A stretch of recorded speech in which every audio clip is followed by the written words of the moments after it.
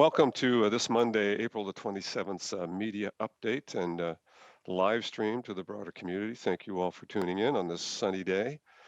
Fortunately, we had one sunny day on the weekend and one rainy day, and it sounds like the rest of the week is going to be somewhat rainy. So today's the day to enjoy the suns. Hopefully, you've had a decent weekend. The province released its report, A Framework for Reopening Our Province, this afternoon. It outlines the criteria the Ontario Chief Medical Officer of Health and health experts will use to advise the government on the loosening of emergency measures, as well as guiding principles for the safe and gradual reopening of business services and public spaces. The province stressed this is how they'll reopen, not when they'll reopen. So that's yet to be determined. So keep doing what you're doing is the message. No change as of now, but they're turning their mind to, what does it look like stage by stage in terms of reopening the economy to ensure that there are appropriate measures in place so workplaces can open safely. So public health officials will carefully monitor each stage for 2 to 4 weeks. And as they assess the evolution of the COVID-19 outbreak to determine if it is necessary to change course to maintain public health and public safety. Reviewing it locally, there is more to come with respect to the City of Hamilton's planning, so stay tuned for that. And on Saturday, the province also announced it will allow the reopening of community gardens. Certainly, that was a topic of discussion at the council meeting just recently and in the broader community. And I'm happy to say that that is going to happen, although right now the community gardens remain closed. And Hamilton Public Health is working on local guidelines for reopening them. So please do not rush off to the community gardens. Let's make sure all the proper protections and guidelines in terms of how this is to happen is in place before we start planting and doing the things that we'd want to do, which is to plant and provide food going forward in all of the community gardens that are operating in our community. So a hopeful message. Hopefully by early next week, we can get the community gardens going. Announced publicly as well this afternoon that the schools will remain closed until at least May the 31st. The Emergency Operations Center is reviewing if there would be any potential implications for the city with respect to closed schools and city programming. So stay tuned for that as well. You might expect, I think, that the closure could last longer, but as it stands today, it is May 31st for all schools.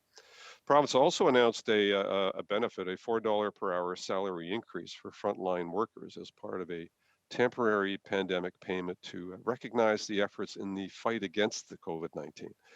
We have 350,000 workers across the province who will qualify for this, including nurses, personal support workers, correctional workers, and support staff. $4 per hour will be paid on top of existing hourly wages, and the top up will continue for 16 weeks. In my view, it's probably something that ought to be permanent, but that's a broader discussion we need to have. For those employees that work more than 100 hours a month, they would receive a lump sum payment of $250 per month for each of the next 4 months. So certainly an added benefit for all the hard work that our frontline service workers are performing right now, and a recognition of that through an increase in their payment supports. On the federal side, as mentioned on Friday, the federal government announced the Canadian Emergency Commercial Rent Assistance Program. It's a mouthful, but it's a CECRA program for small businesses. It will lower rent by 75% for small businesses that have been affected by COVID-19.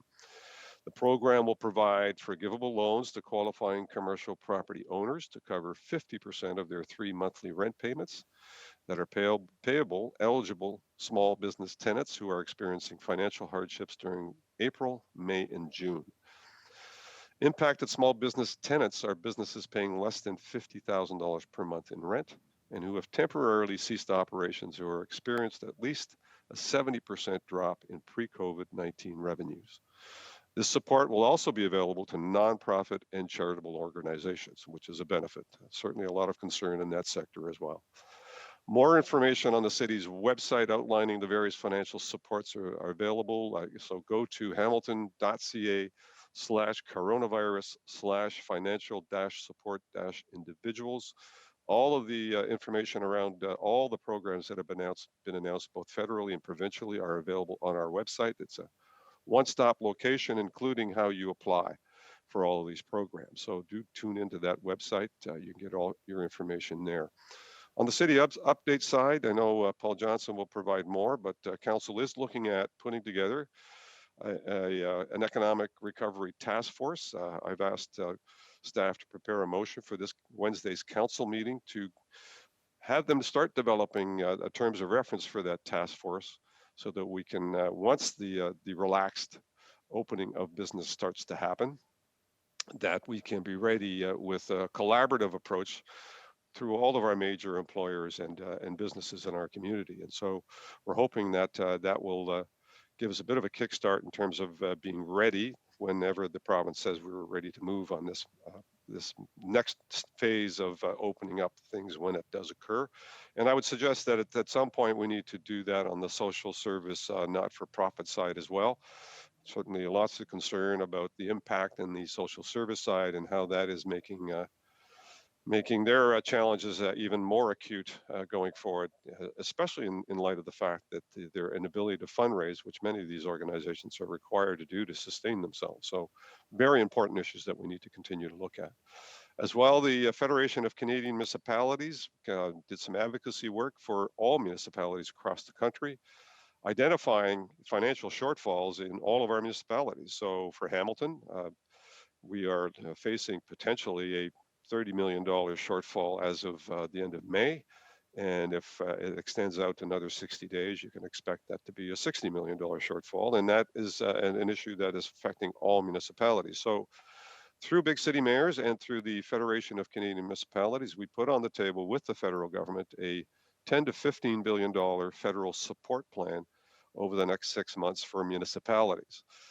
You know that we are not allowed to run a deficit, and clearly the amount of additional expenses we're incurring and a number of numerous lost revenue opportunities, including transit, certainly is putting us in a fairly deep hole. And we have very few sources to go to other than the tax base, or significantly reducing services in our community in the upcoming year. So clearly there's an opportunity for the federal government to also look at bailing out municipalities as we're going forward. And I would say there's been a positive response, but the appropriate response is we're in the middle of a pandemic. We're focused on individuals and businesses to keep them whole. At the right moment in time, we will be focusing on municipalities as well. And I think that is, in my view, the appropriate answer. Bylaw enforcement, as mentioned on Friday as well, the city's bylaw enforcement capacity is at full deployment, and beginning today, there will be enhanced enforcement of non-COVID-19 related calls, particularly in property standards, which will bring the level of enforcement on non-COVID-19 calls up to a standard more in line with the pre-pandemic service levels. And lastly, I mean, there are a number of identifiers here and numbers of charges. I'm going to pass on that, but 2 local charges have been laid at both Devil's Punch Bowl as a result of people going there that aren't supposed to be there. And I understand a couple of charges at the Mount Albion Falls as well. Both of those locations have continued to be a problem. And we're certainly all looking forward to relaxing of the rules and around public spaces, but that has not happened yet. And the moment we get some indication from the province that we can, we will. So please continue doing what you're doing right now to ensure that we minimize the amount of cases and minimize the amount of deaths in our community. At this point, I'm going to turn it over to our EOC, Emergency Operations Center Manager, Paul Johnson, who will fill us in on some additional changes that may or may not have occurred over the past few days. Paul?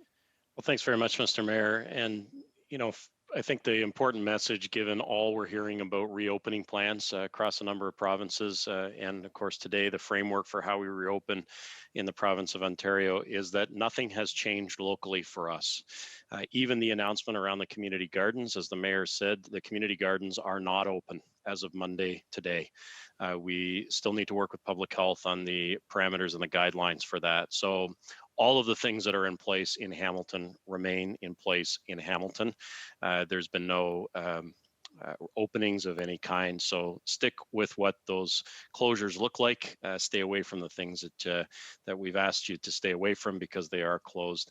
And as more becomes available, we'll let you know. From an EOC perspective, some things in terms of city work, you may see a few more people out in the community doing some community work and city work.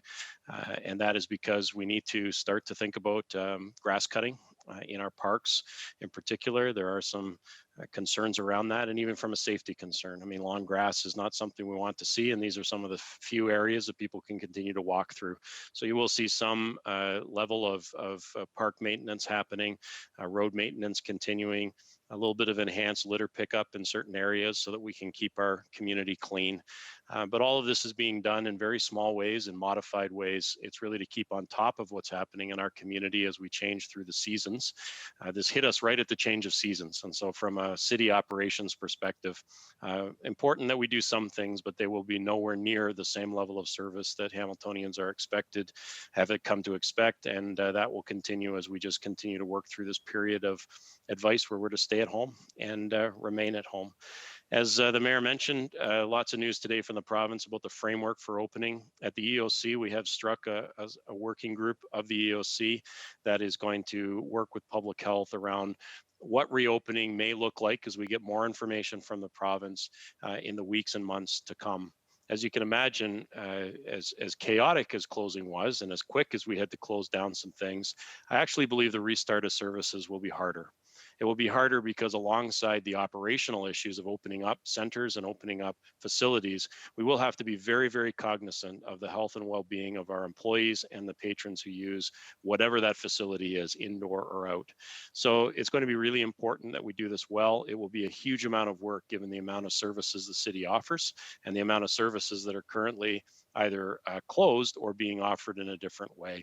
And I think you can see that wherever possible, we will be continuing to deliver services in online capacities because as we move through certainly these next couple of months, our goal will be to do our part, not to continue any community spread of this virus.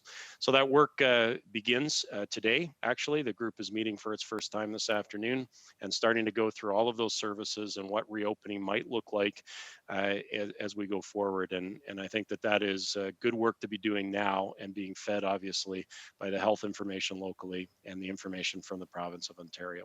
So with that, I'll pass it over to Dr. Richardson. Thanks, Paul. So I've got an update on the cases as of today, and I won't go on too much longer after that because a lot of what we've been up to is stuff we've already talked about here today. So at this point, we're at 409 cases as of noon today. That's 404 that are lab confirmed and 5 probable. And as always, there's a lot more details about status of cases and demographic information, all those sorts of things on the website. Of the 409, 204 are resolved. So we're sticking at about 50% of cases that have recovered, which is very good news. So we're staying stable in that way in terms of recovery as well. There have not been any further deaths reported as of this point. We currently do have 9 institutional outbreaks and 4 community outbreaks, and the details of those, of course, now all are posted on the website. Certainly for us, that is the focus of a lot of our work is around both that outbreak management as well as looking at what we call congregate settings. So long-term care homes, retirement homes, and all of those places, and working with our partners across the health system to ensure they have the protection that they need in terms of PPE and infection control practices, and also looking at it from a staffing perspective as well. Paul's already talked a fair bit, as has the mayor, about the provincial announcement today. So this is because of all the very good work that people have done in sticking by the measures and staying home and washing their hands, doing all those sorts of things, that we're able to talk about this at this point. It's really important, as has been said already, to remember that we're not there yet. And we know as the days get very tempting and mild, it could be really a strong desire to get out there and kind of move back into life as it was. But what we're really going to have to do is talk about life as it's going to be for the next many months, if not longer, in terms of this continued backbone of basing things on really basic infection control practices like washing our hands, good respiratory hygiene, as we call it, but that's the coughing into your sleeve and that sort of thing, and the practice of physical distancing when we're out and about. So those are going to continue to be the backbone of what we do.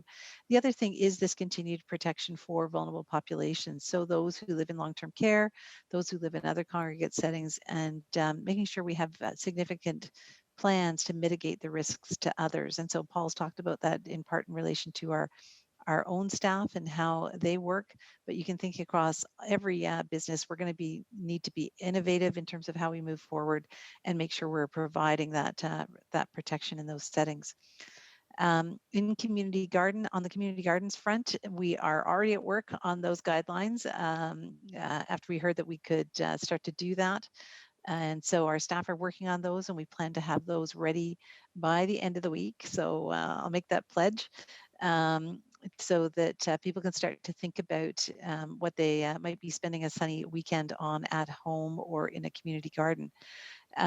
It's so important to have those open, both from the standpoint of the things that it does for our mental health and the things to get out. We know gardening is a good form of exercise, but also we know for a lot of people this is part of their healthy food supply.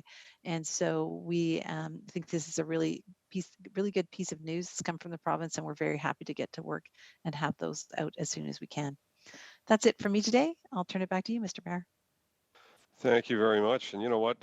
Just to give the province some credit, there's no roadmap for this work that we're doing, both federally and provincially. So when they make the closures to stop people from congregating, obviously community gardens was part of that, and clearly, an opportunity to rethink some of the changes that have been made has always been part of the process. And kudos to them for coming forward with a change that I think will certainly satisfy a lot of people, but also looks at the food security issues in our community as being of primary importance as well. So if we can do that safely, that's a very important initiative for us to continue to do on. But do wait until public health has laid out its procedures in terms of how this is to be done before you rush out to your local community garden and start digging and planting, because there's a right way to do this right now and there's a wrong way, and we want to make sure it's done right so everyone's safe. I want to give a special shout out to One Duke and Mescal restaurants.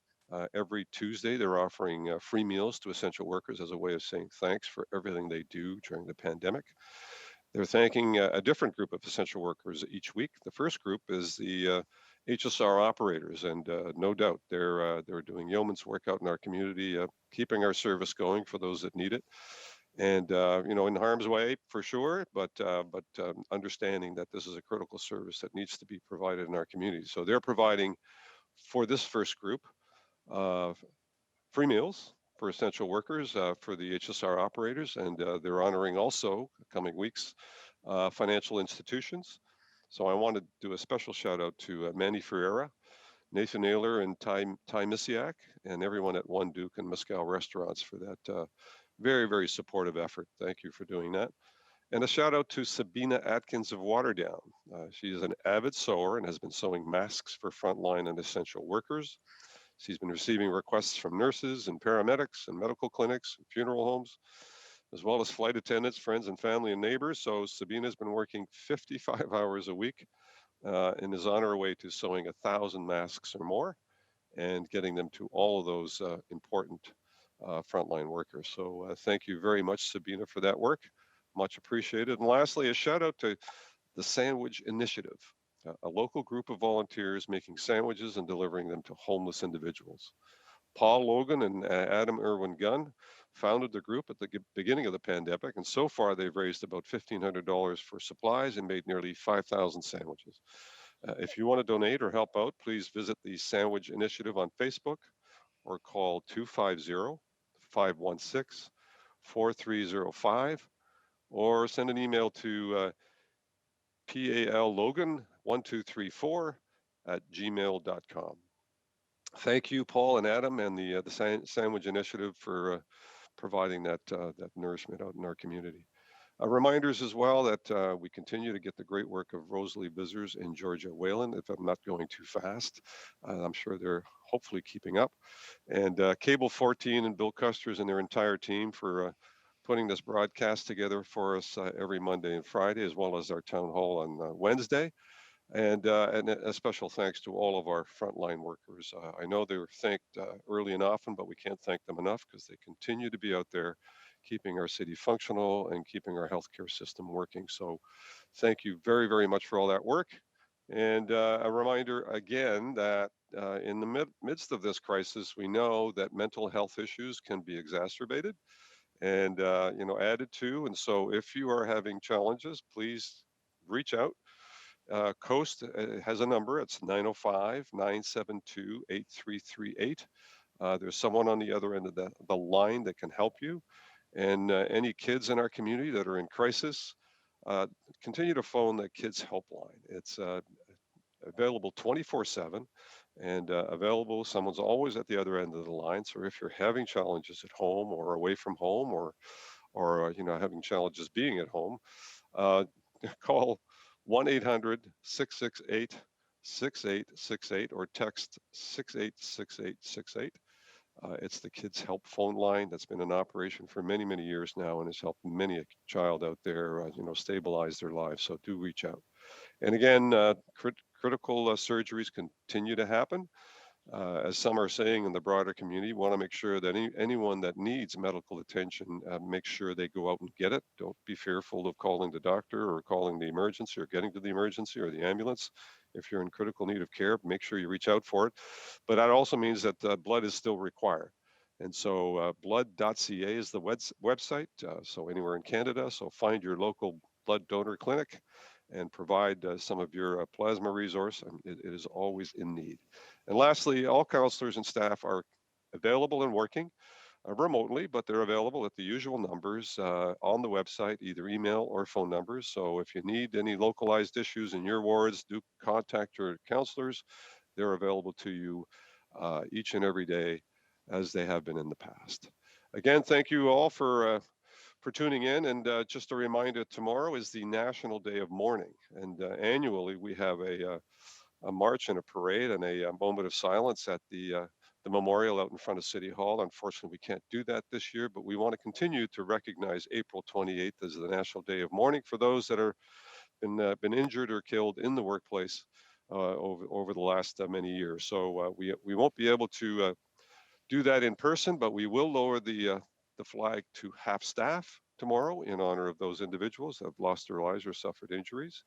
And we will continue to honor them each and every day in ensuring that workplaces remain safe and that everyone has a safe working environment and that everyone stays safe from this virus. So thank you for doing what you're doing. Again, a reminder, we're not changing anything today.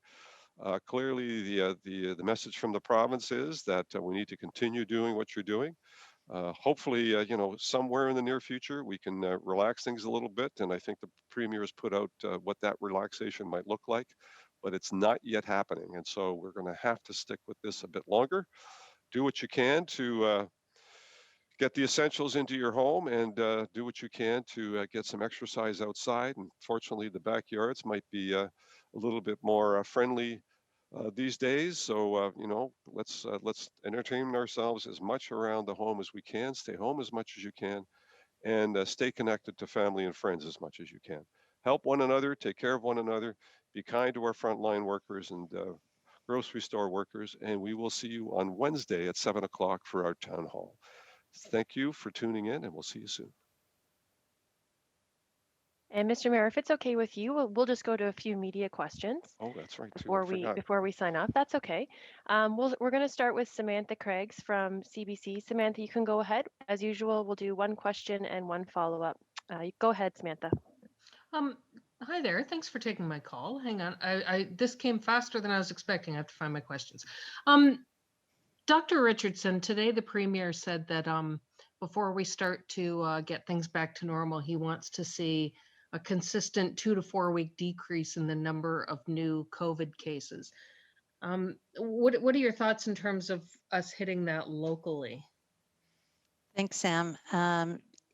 That piece for us is all about hitting the peak, getting to that peak and then starting to come down the other side and starting to see that things are clearly coming under control from that perspective. And so we're, looking at, are we there? Are we just past? That's the sort of place we think we're at in this. Part of the challenge is that as we change our testing strategy a bit and do more of this expanded testing in certain settings, that sometimes, we have to adjust for that as we're looking at things to decide where we're at. But absolutely, we want to be on that downswing. We don't want to still be growing in terms of the amount of spread that's going on before we go on to those next stages. So, for us locally, we'll be part of that decrease, if you will. We'll be having smaller numbers, and absolutely hope to see that happening over the next couple of weeks as we go forward. So it's very much part of the plan and what we need to do to make sure that we're in a stable place, and that we can start doing these things and see how much spread happens as we move forward, as we start to open things up a little bit more. But that backbone of ongoing, I can't say it enough about good infection control practices, good hand washing, good hygiene when it comes to covering your cough, making sure you stay home if you are sick. And the physical distancing is going to remain throughout whichever stage we're in. Okay. Thank you. My next question is either for Mr. Johnson or Mr. Mayor, or both. I've been writing about and looking at some of the budget shortfalls that are projected by our neighboring municipalities. For example, Burlington, which is 200,000 people, is looking at a budget shortfall of $200,000 right now. Now, mind you, they don't have their own health unit, so I know. But if you look at Brant and Brantford, which is about 140,000 people, they're looking at a budget shortfall of 1.2 million. Can you give us an idea? Why are we projecting a shortfall that's so much higher than some of the other municipalities? Give it the first go, Paul. Yeah, go ahead, Mr. Mayor, and then I'll follow up.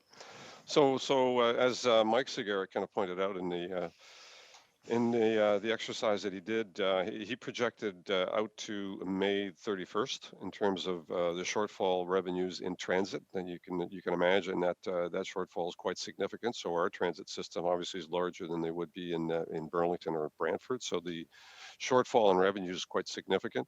Additional cost for providing all the PPEs and all the services that are being provided out there in space of the shelters. All of those costs are coming to bear. All of the recreational programs that we're not generating revenue from. And again, size matters. We run many more programs that would be run in Brantford or anywhere else. And again, we can compare ourselves to Toronto, and Toronto is looking at potentially a $930 million shortfall.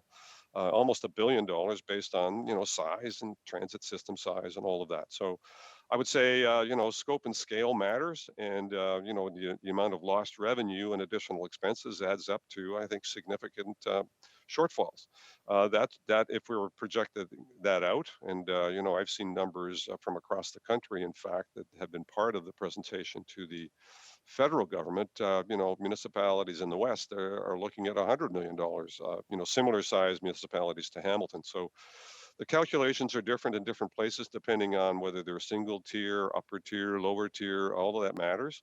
And obviously, being single tier, all the costs come to the city of Hamilton. In Burlington, it's two tier, and so you could expect that a lot of the costs would be borne by the Halton region. Which I'm sure would also have to be included in terms of these shortfalls when you're looking at a regional impact in terms of the taxpayers. So I think those variables all end up making things look a little bit differently from one municipality to another. Paul? Nothing more to add. Thanks, then. Our next question will go to Matt Ingram from CHCH. Matt, you can go ahead. Thank you very much for taking my question. My first one's for the mayor. I was wondering if you could talk about what sorts of specific things the Economic Recovery Task Force is going to be looking at. Well, we're yet to develop the terms of reference, but in terms of kind of getting back to business, I mean, it's really all about how do we put into effect the recommendations of public health? How do we help our businesses do that? How do we make sure that they all have the proper equipment? Make sure that they have the the proper resources to do that? Have they accessed all the resources out there to help support their businesses? All of those become factors in terms of opening up business again. This is not intended to be a long-term economic development initiative. This is really, a task force that's going to specifically look at how do we energize the local businesses that have had to shutter, the ones that are coming back.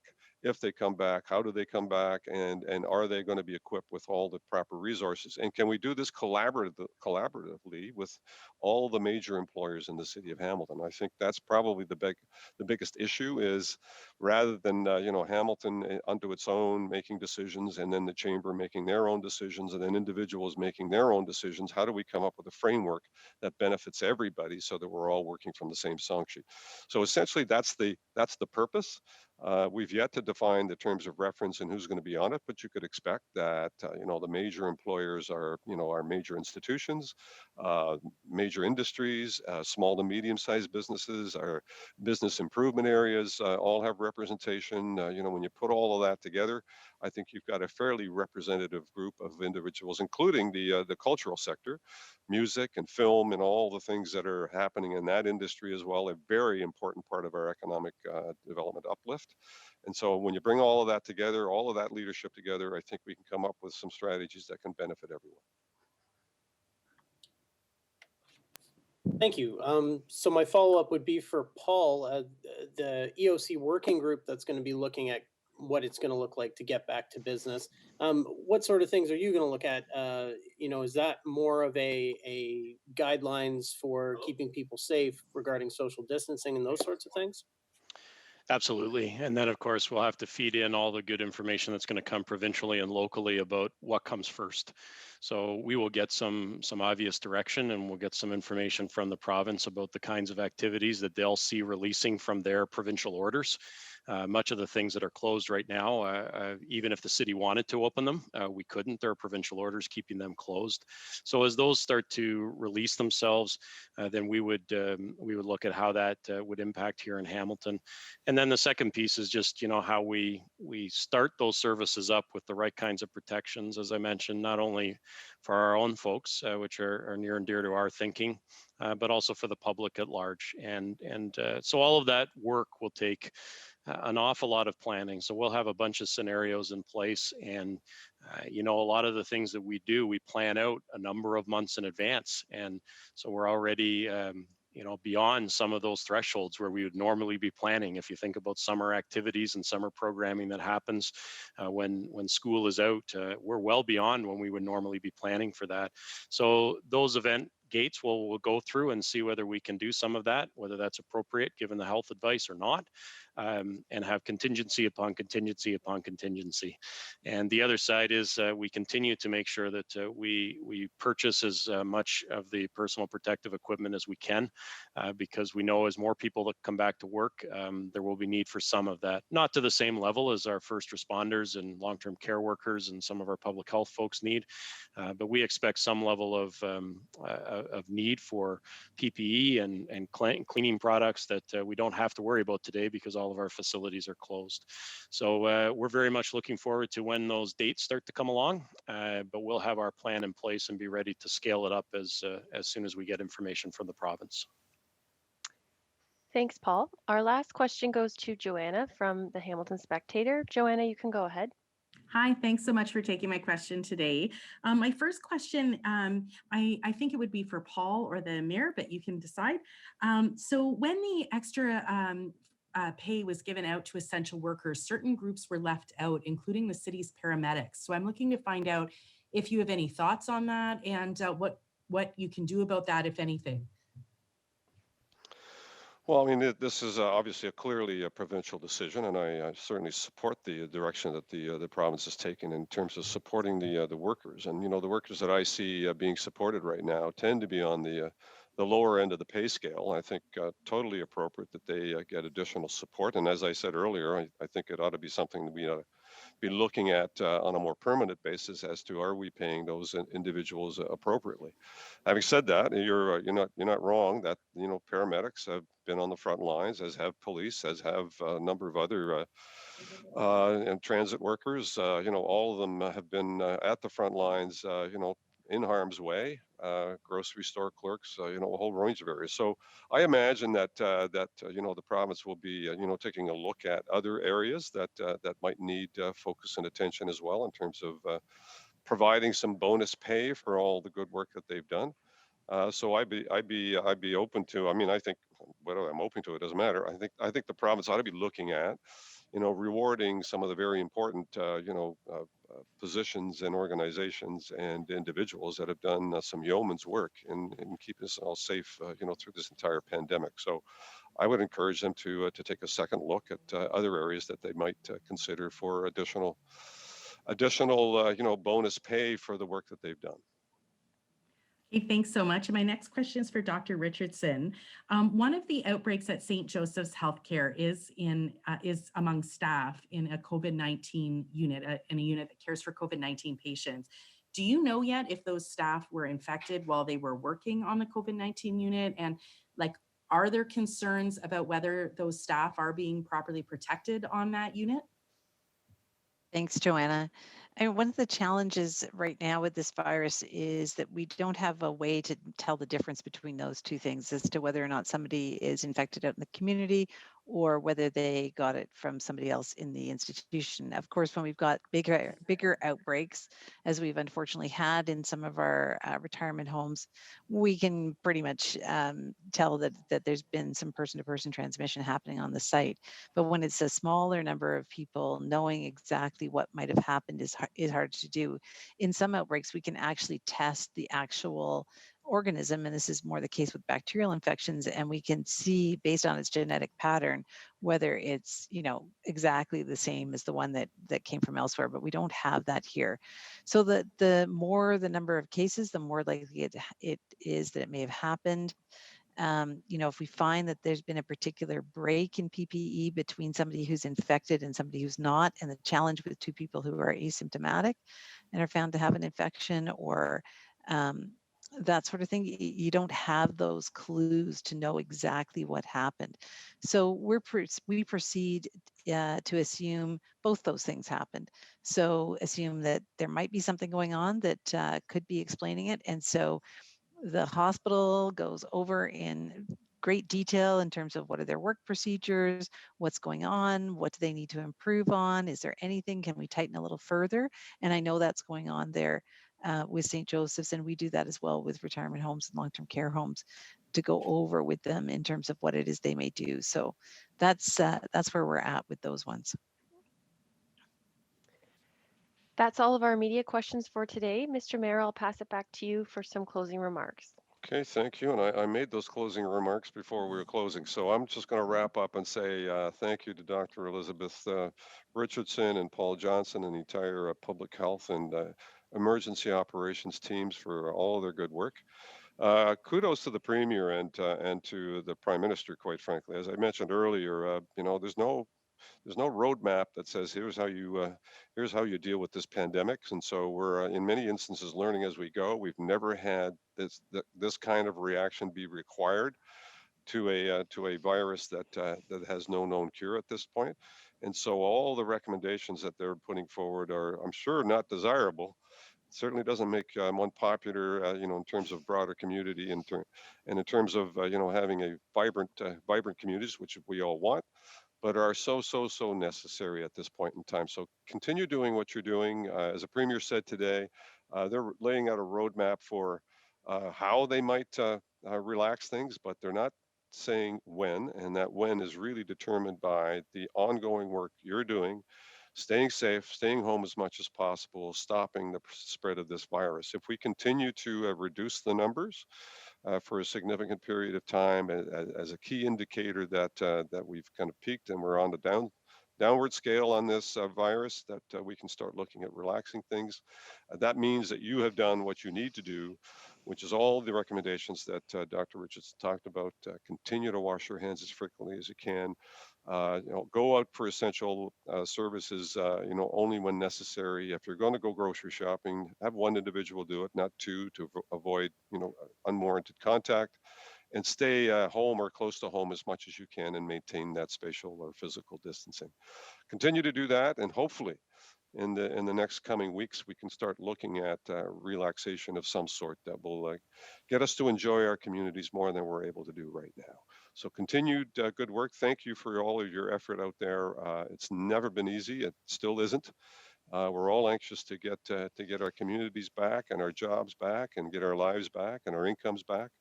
But for now, we need to make sure that we're protecting the spread and protecting lives. And you're doing that in very, very big and important ways. And we thank you for that. Continue to good work. And we'll see you on Wednesday at the town hall at 7 p.m. on Cable 14 and CHML and other broadcasters. And I'm not sure what they are right now. But thank you, and tune in on Wednesday, and we'll talk to you soon.